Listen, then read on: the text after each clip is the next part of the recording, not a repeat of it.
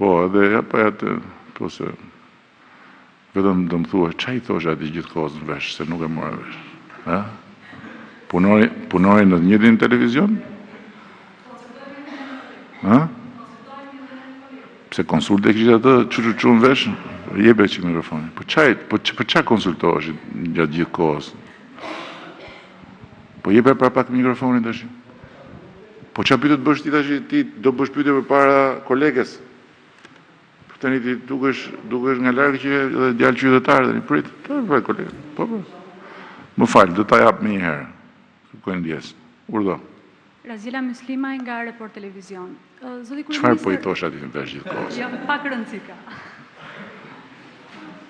Ja, edhe ai të mësoj të si të gënjesh, po ti nuk do gënjesh. Më thuaj. Pak rëndësi ka, sepse nuk ishte lidhje me temën. Po pas kishte lidhje me temën, ajo u pa shumë e qartë, po ishte konsult intime.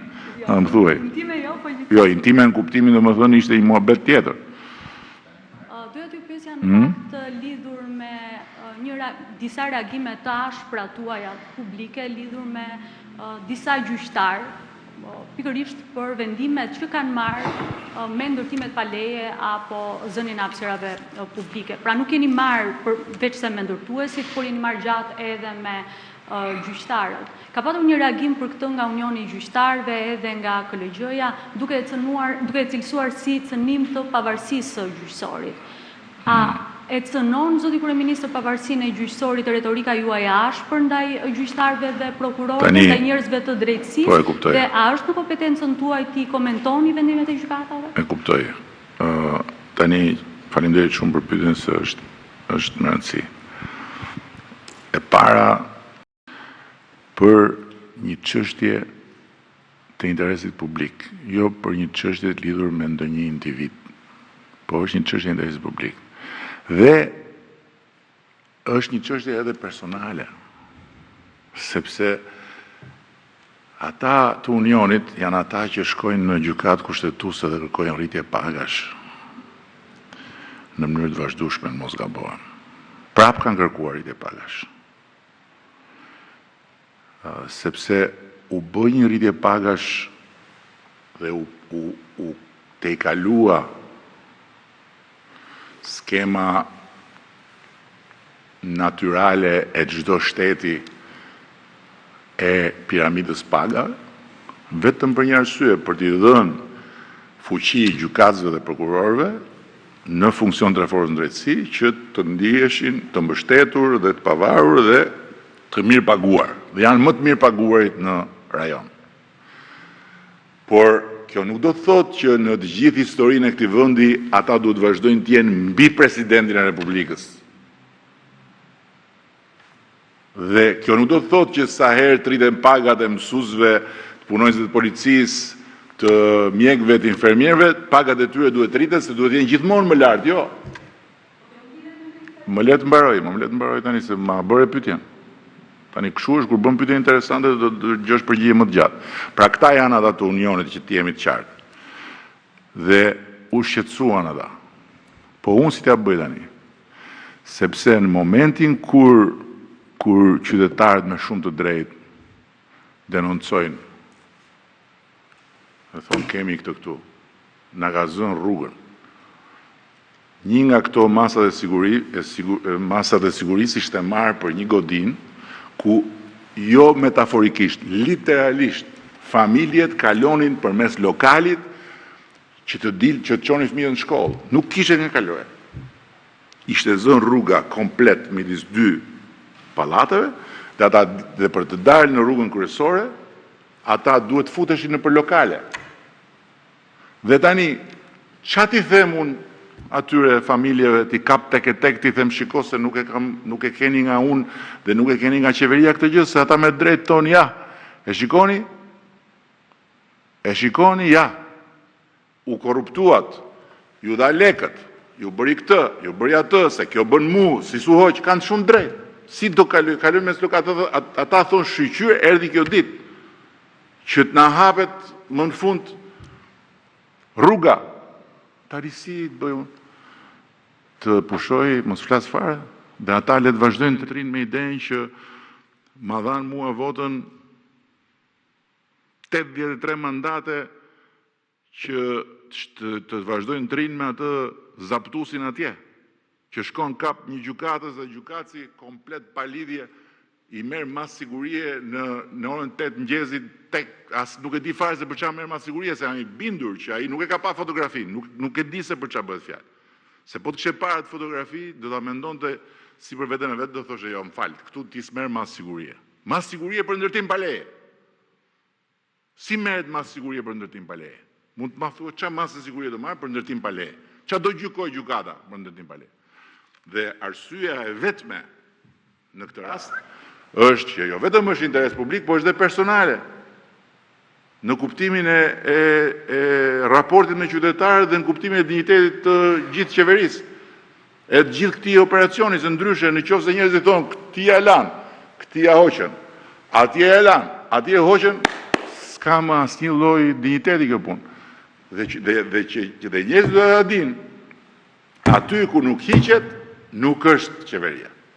Nuk është bashkia, nuk është inspektoriati, nuk është policia, është ky. Me emër dhe me mbiemër dhe me portret atje. Anatemim publik. Po ky që po them unë nuk është anatemim publik. Më fal, lere strukturat. Ky që po them unë nuk është anatemim publik. Kjo është shkelje haptazi e ligjit. Është shkelje haptazi e ligjit, këtu nuk kemi çfarë diskutojmë fare. Hiç. Dhe është e vetme mënyrë që unë kam gjetur, e di shumë mirë ato që thua dhe jam dakord. Nuk është normale, nuk është fare normale, pa diskutim. Po ç'a të bëj unë tani, ma thuaj. Si t'ja bëj unë? Ç'a të pres unë? Të pres inspektorin e lartë drejtësisë. Atë të pres. Që amniston në tavolinë gjelin e thethit. Dhe gjën më flagrante, që është mosfillim, që shpall mosfillimin e çështjes pa e hyrë fare të fakteve. Ç'a të pres? Dhe nuk kam folur. Por ama, momentin kur do shkelin popullin, atje, jo politikanët, jo këta, unë kam rezerva sa dush për plot gjëra që bëjnë këta. S'flas. Kam plot, s'flas. Po kur të shkelin me këmbë këta, popullin, që në pikë cabau, dalin atje, pa pikë përgjegjësie,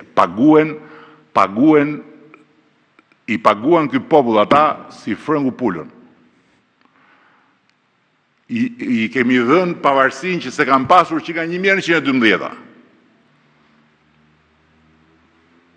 Po, deri tek marrja e fytyrës në publik, ndërkohë që ata si njeh njëri fare. As nuk i njeh njëri si di fare, as kush janë, as ç'a bëjnë, edhe i japin vetes super pushtetin që ti thonë një lagje e tërë, hikni mos se si u llogaris fare se do jap mas siguri e këtij. Kjo nuk ndodh. E kuptoj që nuk është normale, por tani jam normalizuar jashtëzakonisht shumë nga ç'kam qenë. Mos prisi tani. Jo, nuk është çështje reformare e drejtësisë, se këtu janë bër prishjet e dynjas dhe masat e sigurisë nuk janë po aq sa prishet, janë një numër i vogël, por ama as nuk duhet të ketë as një mas sigurie për ndërtim pa leje. Çfarë do të thonë mas sigurie për ndërtim pa leje? Çfarë do të thonë? Ma thoni ju çfarë do të thonë? Mas sigurie për ndërtim pa leje. Si merr nga mas sigurie për ndërtim pa leje? Nuk ka asgjë që justifikon ndërtimin pa leje. Hiç, se nuk është një gjë që ti e bëre në një moment caktuar. Edhe e bëre, okay. Ajo është veprimtari e planifikuar me muaj. Si do ta justifikosh ti këtë? Kështu që të jap të drejtë, po nuk kam se si ja bëj ndryshe, sepse është komplet e pa tolerueshme për mua që të shkelet me këmbë një komunitet i tërë familjesh dhe të mendojnë ata që halli i tyre vazhdon sepse nuk zbatohet ajo që unë kam thënë. Kjo nuk ndodh. Ta dinë ata që po e keni peshqesh nga ky tipi, që e di veten super pushtet. Se pavarësia, kushtetuta thot, janë 3 pushtetet pavarura, nuk thot është njëri. Dakor, janë 3. Cila është pavarësia ime këtu dhe pavarësia jonë këtu? Qa pavarësia kemi ne? Pavarësim për të marrë vendime dhe për të zbatu vendime. S'kemi pavarësi tjetër. Ata kanë pavarësi për të gjykuar lishmërinë e vendimeve tona. Po jo për të gjykuar se a duhet ta marrim ose duhet ta marrim një vendim. Këtë nuk mund ta negociojmë ne. Këtë se negociojmë dot me tane.